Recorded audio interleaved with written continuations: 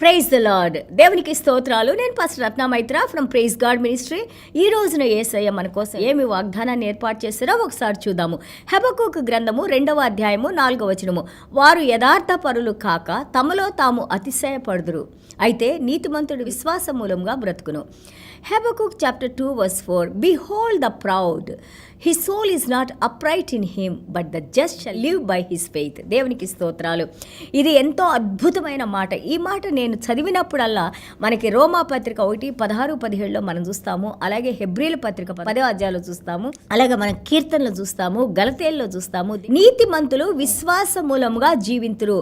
ఈ మాట ఈ యొక్క గొప్ప వ్యక్తి అయిన మన మార్టిన్ లూథర్ గారు ఆయన ఆ యొక్క ట్రూత్ సత్యాన్ని తెలుసుకోవాలని ఆశపడుతూ ఉన్నప్పుడు చరిత్రకారులు అంటారు, ఆయన ఒక మెట్ల మీద గుండా మోకాళ్ళ మీద వెళ్తూ ప్రార్థన చేసుకుంటూ ఏడ్చుకుంటూ ప్రార్థన చేస్తూ ఉన్నప్పుడు అద్భుతంగా ఈ రోమా పత్రిక 1వ అధ్యాయము 16-17 వచనాల్లో దేవుడి యొక్క సువార్త యొక్క శక్తి, అలాగే నీతిమంతులు విశ్వాస మూలంగా జీవిస్తారన్నప్పుడు ఆ మాట తనలో ఎంతో వెలుగునిచ్చి తనలో ఎన్లైట్ చేసి దేవుడు ఆ వాక్యంతో తనతో మాట్లాడి దాని తర్వాత ఆయన ఎన్నో ఆర్టికల్స్, ఎన్నో ఆ యొక్క గ్రంథాలు రాయడానికి, ఆ సువార్తను, ఆ సత్యాన్ని బోధించడానికి, చీకట్లో ఉన్న వారికి వెలుగు చూపించడానికి, ఎంత అద్భుతంగా ప్రొటెస్టెంట్స్ రిఫార్మేషన్ తీసుకొని రావడానికి మార్టిన్ లూథర్ కింగ్ గారిని వాడుకున్నారు. దేవునికి స్తోత్రాలు.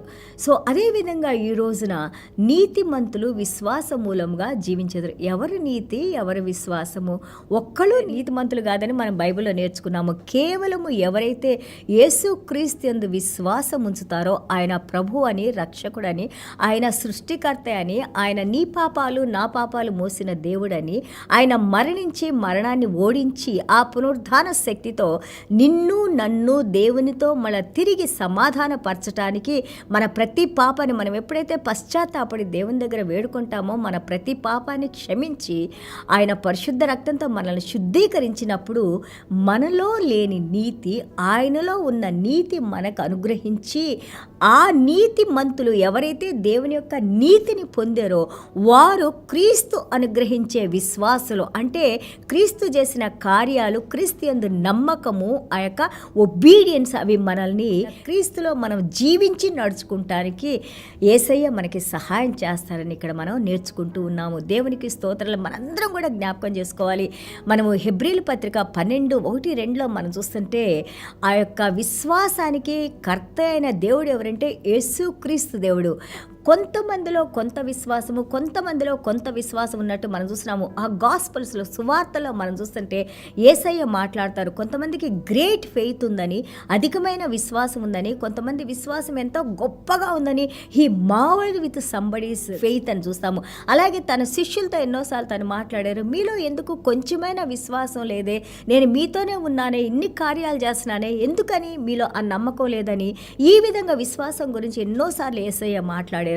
ఆ విశ్వాసాన్ని అనుగ్రహించేది కూడా మనకి యేసయ్యే. కాబట్టి విశ్వాసానికి కర్త అయిన దేవుడు, రక్షణకు కర్త అయిన దేవుడు, నిత్య జీవానికి కర్త అయిన దేవుడు, అలాగే సకల సమాధానానికి కర్త అయిన దేవుడు, అలాగే పరలోక రాజ్యపు జ్ఞానంతో నిండి ఉన్న యేసయ్యని ఎవరైతే మనం ఆ విశ్వాసంలో నడుస్తామో మనము చెయ్యలేని కార్యం కానీ పొందలేని ఆశీర్వాదం కానీ ఉండదు.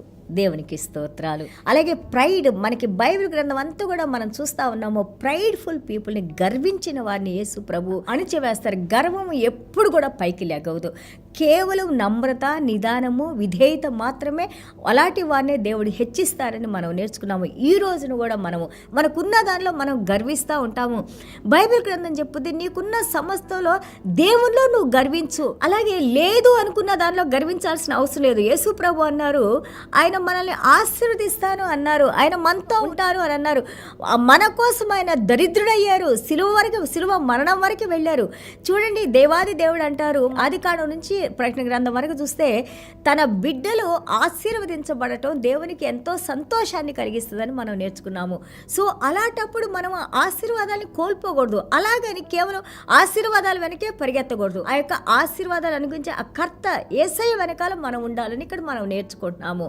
అండ్ ఆల్సో చూడండి, టాలెంటెడ్ పీపుల్, కొంచెం ఏదైనా వాళ్ళకి ఎక్కువ టాలెంట్స్ ఉందనుకోండి, what ever it may be, artist కానీ, మ్యూజిషియన్ కానీ, లేకపోతే ఎవరైనా కానీ మంచి పనిలో బాగా నైపుణ్యత ఉన్న వాళ్ళు దానిలో గర్విస్తూ ఉంటారు. ఇంకా పక్కన వాళ్ళకి కనపడరు. వాళ్ళు చేసేది అంతా కరెక్ట్ అనుకుంటారు, ఇతరులు చేసేది చాలా ఇరిటేట్ అవుతూ ఉంటారు. అలాగే ఎస్టాబ్లిష్ అయిన వాళ్ళు, బాగా అన్ని సమకూర్ని మేము ఉన్నామన్న వాళ్ళు, they expect that entire society should honour them. Society అంతా కూడా వాళ్ళని గౌరవించాలని కోరుకుంటూ ఉంటారు. ప్రతి ఒక్కళ్ళు కూడా వాళ్ళకున్న దాంట్లో ఏ విధంగా గర్వించాలని చూస్తూ ఉంటారు. బట్ దేవుని వాక్యం చెప్తుంది, మీకు సమస్తాన్ని ఇచ్చింది దేవుడు. కాబట్టి మీరు ఏది చేసినా కానీ దేవునిలో మీరు సంతోషించండి, దేవునిలో మీరు గర్వించండి, దేవునిలో మీరు అతిశయపడండి. అదే మనకు అపోస్తలుడైన పౌలు గారు నేర్పించింది. ఈ ఒక్క మాట మనం నేర్చుకున్నామంటే సమస్తాన్ని అనుగ్రహించిన దేవునికి మనం భయపడి నడవాలి. ఆయన అనుగ్రహించిన ఆయనకి మనం కృతజ్ఞతాస్తుతులు తెలియజేసుకుంటా ఉంటే ఇంకా నువ్వు ఆశీర్వదించబడతావు. నాకుంది కదా అని, లేకపోతే నేనేదో గొప్పవాడిని అని చెప్పి పొంగిపోతా ఉంటుంటే ఉన్నది కూడా పోగొట్టుకునే స్టేజ్కి మనం వస్తాం. ఎప్పుడు కూడా గర్విష్ఠుల్ని ఆయన హెచ్చించరు, కేవలము తగ్గింపు ఉన్న వాళ్ళనే హెచ్చిస్తారు. దేవునికి స్తోత్రాలు. ఈ మాట చూడండి, behold the proud, his soul is not upright in him. ఆ యొక్క గర్విష్ఠులో తన హృదయం కానీ, తన నీతి కానీ, లేకపోతే తన ఆలోచనలు కూడా ఏది కూడా మంచిగా లేదు. ఇమ్మీడియట్గా అదే సెంటెన్స్లో దేవుడు చెప్తున్నారు, but the just shall live by faith. అంటే గర్వానికి ఆపోజిట్ ఏంటి? నీతి కలిగి ఉంటాం, దేవుని నీతి కలిగి ఉంటాం. గర్విష్ఠులు దేవుడు పడేస్తారు. ఎవరైతే క్రీస్తులో విధేయత కలిగి ఉంటారో, విశ్వాసం కలిగి ఉంటారో వాళ్ళు దేవునిలో జీవించి ఉంటారని మనం ఇక్కడ నేర్చుకుంటున్నాం. కాబట్టి దిస్ ఇస్ వెరీ ఇంపార్టెంట్. ఈ మాట ద్వారా ఎంతోమంది భక్తులు దేవుని దగ్గర నుంచి గొప్ప గొప్ప ఆశీర్వాదాలు పొందారు.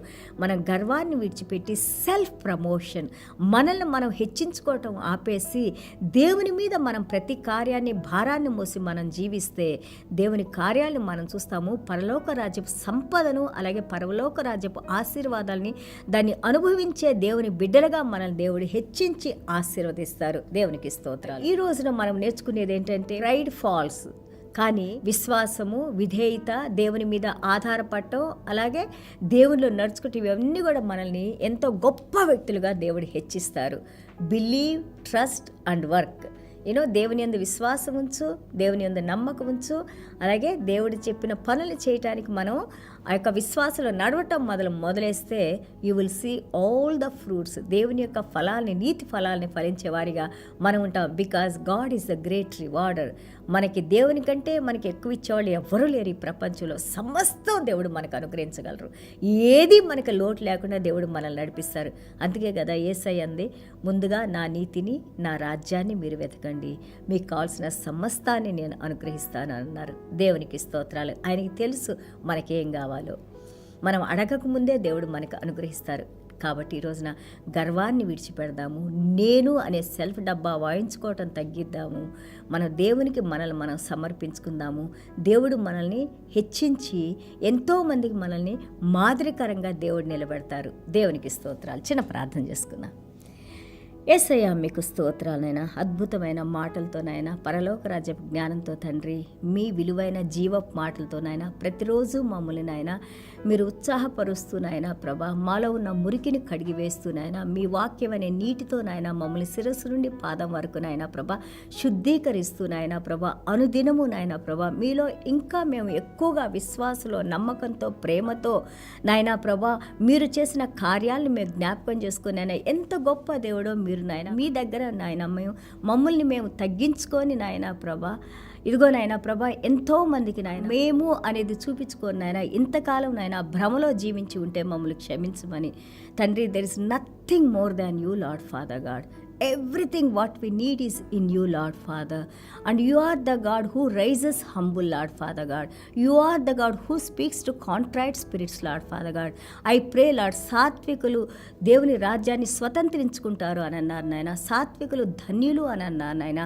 మీ ధన్యతల నుండి నాయన ప్రభా, మీరు చెప్పిన మాటల నుంచి నాయన మేము వాటిని గ్రహించగలిగిన శక్తి కలిగిన ఆయన ప్రభా, వాటి ద్వారా నడుచుకుంటూ నాయన ప్రభా ఎంతోమందికి మమ్మల్ని చూసిన వారికి నాయన ప్రభా మిమ్మల్ని చూపించే యొక్క భాగ్యాన్ని, ఆ ధన్యతను, ఆశీర్వాదాలను మీరు మాకు అనుగ్రహించిన ఆయన ప్రభా, మమ్మల్ని మేము తగ్గించుకొని ఆయన మిమ్మల్ని హెచ్చించిన ఆయన ప్రభా, ఇదిగో నాయన ప్రభా ఈ యొక్క గర్వాన్ని నాయన ప్రభా మరి ముఖ్యంగా మీరు హేట్ చేస్తారు నాయన, మీరు ఇష్టపడరు నాయన ప్రభా, మీకు ఇష్టం లేనిది ఏదైనా మాలో ఉంటే తీసివేసిన ఆయన ప్రభా, పరిశుద్ధాత్మదేవ ఇప్పుడే నాయన ప్రభా మీ ఏడంతల ఆత్మతో మమ్మల్ని అభిషేకించిన ఆయన ప్రభా ఇదిగో నాయన మీ సంతోషాన్ని మీ సమాధానాన్ని నాయన ప్రభా సాత్వికత్వాన్ని నాయన ప్రభా అలాగే ఇతరులకు సహాయం చేసే కనికరం కలిగిన హృదయాన్ని నాయన ప్రభా మీరు ఏ విధంగా మిమ్మల్ని మీరు తగ్గించుకొని సిలువ మరణం వరకు మీరు నోరు మెదపకుండా నాయన విధేయత చూపించారో అలాంటి విధేయతను మీరు మాకు అనుగ్రహించిన ఆయన ప్రభా కష్టాలైనా నష్టాలైనా ఏదైనా కానీ నాయన మిమ్మల్ని విడవకుండా విశ్వాసంలో జీవించే బిడ్డలుగా